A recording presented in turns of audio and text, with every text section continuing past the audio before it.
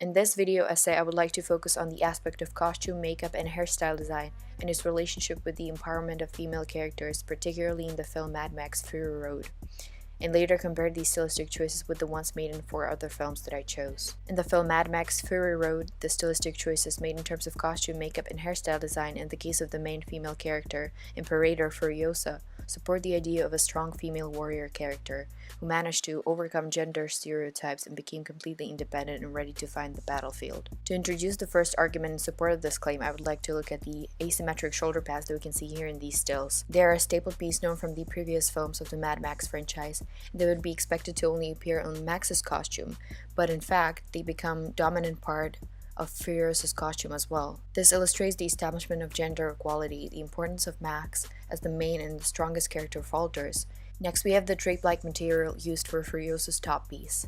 Its originally white material is very similar to the material of the dresses worn by the wives, who are portrayed as pure, beautiful women only meant for breeding. This signifies Furiosa's accomplishment of overcoming the female stereotype, and the fact that it is still a part of her attire shows her determinedness to fight against the roles set in the surrounding society.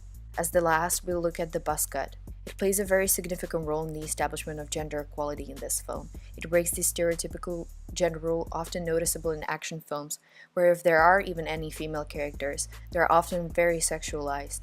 They have very desire-evoking attire, long hair, and strong makeup. As the first film to use in the comparison, I chose Maze Runner: The Scorched Trials. Here, the stylistic choices made in the case of the character of Brenda are fairly similar to the ones made with Furiosa. Brenda, despite the fact that she is not the main protagonist of the story, very much stands out and attracts the viewer's attention by the bold buzz cut, similar to Furiosa's, as well as by the male-like attire. Especially in this still taken from one particular scene of the film, we can clearly see that Brenda's whole look resembles the look of the main protagonist Thomas, who is standing directly next to her. This gives the impression of equality of these two characters. Moving to the next film that I chose, The Book of Eli. In this film, the attire of the leading female character, Solara, is more feminine in comparison to the female characters from the 2 previously mentioned films. Her hair is kept long and natural, however, towards the end of the story, it is mostly secured in a tie, low ponytail that doesn't really give off a significant feminine spirit. Her face is also kept makeup-free throughout the course of the film, very much like in the case of the previously discussed characters. Moreover, her features are shielded by aviator-style sunglasses that were originally created as a male accessory piece. To match the style of her clothing, she wears an oversized man's flannel shirt in very muted colors. As the third film, I chose Mad Max Beyond Thunderdome. The attire of the character of Auntie Entity is visibly much more feminine in comparison with the previously mentioned characters.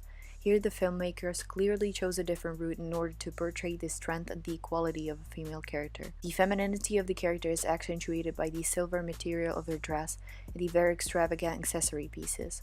The dress also shows off the whole figure of the character, especially with the low cleavage and the high splits on the dress. However, in the still taken from the film, we can see that her hairstyle is very similar in character to the one of the main protagonist, Max. This signifies the equality of her, the leading female character, and Max, the male protagonist. Finally, I would like to focus on the main female character from the film Snowpiercer. Here, with the design of the costume of the character Minister Mason, the filmmakers also took a different route in conveying the authority or even the supremacy of a female character. Her whole look generally resembles the look of a mature lady, often a symbol of wisdom and authority.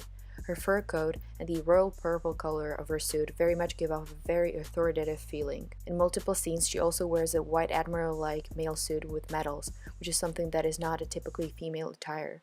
Therefore, it supports the dominance of her character as a female.